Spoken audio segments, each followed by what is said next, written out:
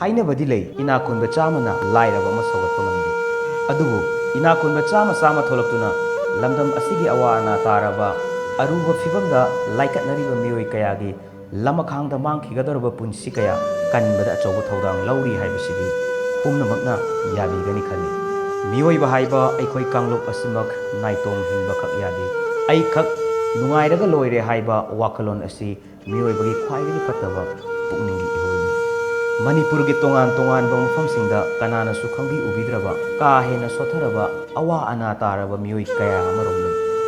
makoising adugi manungda Imphal East District ki Kongpal da leiba masagi chahi nifuga mari suraba Thongam Premjisu amani sahi aniromgi mamangdagi mahaki apokpi Thongam dasu khanghaudana BP stock torpadagi wa ngangbang ngamkhidabata natana Sathok kotokpa ngambagi sakti mangki tha phadringai Premjit ki apokpa Thongam angausu BP stock amuk tawraptuna phamungdagi hendokpa ngamdana mamingtagi hingli haibadu khak ngaina leiringai cherap Premjit ki loina bisu amuk mamit usilaktabana awabagi mathakta awaba haptuna siba ngaina hingli haibadu khak ngaina leihauri Sahi Yameda Sahi Ani Sahi Amanga Makai Ani Osu Dua way Kuini Nari ba kano si kamay to ko BP stock torok kibano Kan de kano si Aina Ayo na ako pata Kasi to di Si Yadu Maina Dum Ayo Maina Dum Thol pata Ayo Kasi thol pagi Tunggi Maina Kusa Lek Tinggi Thabak si Maina Maagi Aji Isa Nupa si Kaya Mung Tiga Maina Na Dum Tawala Ta Maina Aku jisa jawa hok sangaga Pamba hokot pa yata wadi Hindi siya pamba ka hokot pa ngamdi Sa pawin sumpam na ay lewa sa kada po sila ka sa araw na Kali India ba tani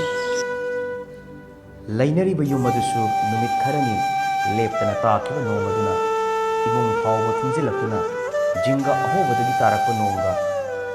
tumpham phawba leituna leihauri Lainariba yumadusu numit kharani leptana takiba nomaduna imung phawba thunjilaptuna jinga ahobadagi nong yusilakpana tumpham phawba leiraktabagi fibamda leihauri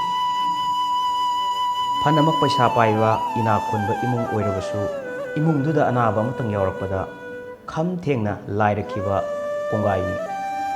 adubu sentok sunglei leitaba Premjit ki imungda miyoi mari leibagi manungda miyoi ahum nasilakpa haibasimak kari oirambani madi imase hana stock torkhibaneba aduga thamuk leraga babaji mu stock torsale ane ahal langi jigi da aiki simphamdi press tawraga kaga inungsi teke pujaramani hana press hangjarami adagi ahal langi ngamjalaktabadagi press dukanji tawbu ngamjaktabadagi yumda pujalaga kaga tek tek sujari ada mesin jingi ising thomjandana tawbudagi repairing tawbu ngamjadana offset singi loina check ana tawbala sinaba yadada nere ada computer printer masam tawra kaga tek tek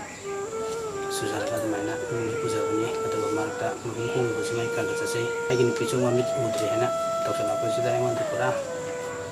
tawpana khangdaba ma haibdo ade adu mokagi masa sai tandan pasu pichu tanda oiba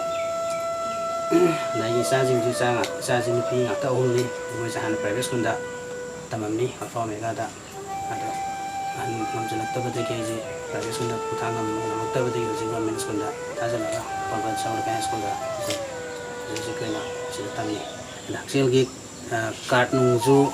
koyo ji pawda paiba leitri imagi di phange da phangi jisu ma mathande koina phangi haide magi apokwa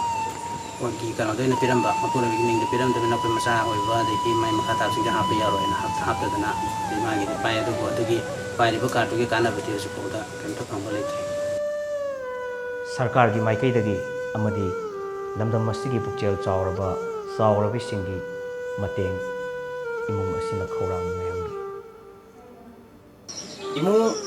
amada miyoi mari leibagi manungda miyoi ahumna thangna narakpa matamda hawgat kangkhapang alaktaba senthok sunglei leijadaba imung aduna nanglamgadaba awabadu miyamna ubiduna ꯃꯤꯌꯥꯝꯅ ꯃꯇꯦꯡ ꯄꯥꯡꯕꯤꯌꯨ ꯃꯤꯑꯣꯏꯕ ꯍꯥꯏꯕꯁꯤ ꯑꯩꯈꯣꯏꯒꯤ ꯈꯨꯟꯅꯥꯏ ꯑꯁꯤ ꯅꯤꯕꯗ ꯏꯀꯥꯏꯕ ꯑꯗꯨꯒꯨꯝꯕ ꯂꯝꯗꯝ ꯑꯃꯈꯛꯅꯤ ꯌꯥꯔꯤꯕ ꯃꯈꯩ ꯃꯤꯉꯣꯟꯗꯒꯤ ꯅꯤꯗꯕꯤꯗ ꯏꯁꯥꯅ ꯍꯣꯠꯅꯔꯒ ꯍꯤꯡꯒꯦ ꯍꯥꯏꯕ ꯑꯗꯨꯒꯨꯝꯕ ꯐꯨꯔꯨꯞ ꯑꯃꯈꯛꯅꯤ ꯀꯥꯡꯂꯨꯞ ꯑꯃꯈꯛꯅꯤ ꯑꯗꯨꯕꯨ ꯇꯉꯥꯏ ꯐꯗꯕ ꯃꯤꯀꯨꯞ ꯑꯗꯨꯅ ꯂꯥꯛꯂꯕ ꯃꯇꯝꯗ ꯃꯤꯌꯥꯝꯒꯤ ꯃꯇꯦꯡ ꯅꯤꯖꯔꯤ ꯃꯔꯤ ꯂꯩꯅꯕ ꯁꯔꯀꯥꯔꯅꯁꯨ ꯄꯥꯡꯐꯝ ꯊꯣꯛꯄ ꯇꯉꯥꯏ ꯐꯗꯕ ꯇꯧꯐꯝ ꯊꯣꯛꯄꯁꯤꯡ ꯑꯗꯨ ꯇꯧꯕꯤꯌꯨ ꯍꯥꯏꯕꯒꯤ ꯋꯥꯐꯝ ꯊꯝꯖꯔꯤ ꯍꯤꯔꯝ ꯑꯁꯤꯒ ꯃꯔꯤ ꯂꯩꯅꯅ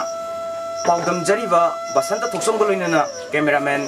ꯀꯦꯜꯚꯤꯟ ꯍꯨꯏꯗ꯭ꯔꯣꯝ ꯄꯣꯅꯤ ꯇꯤꯚꯤ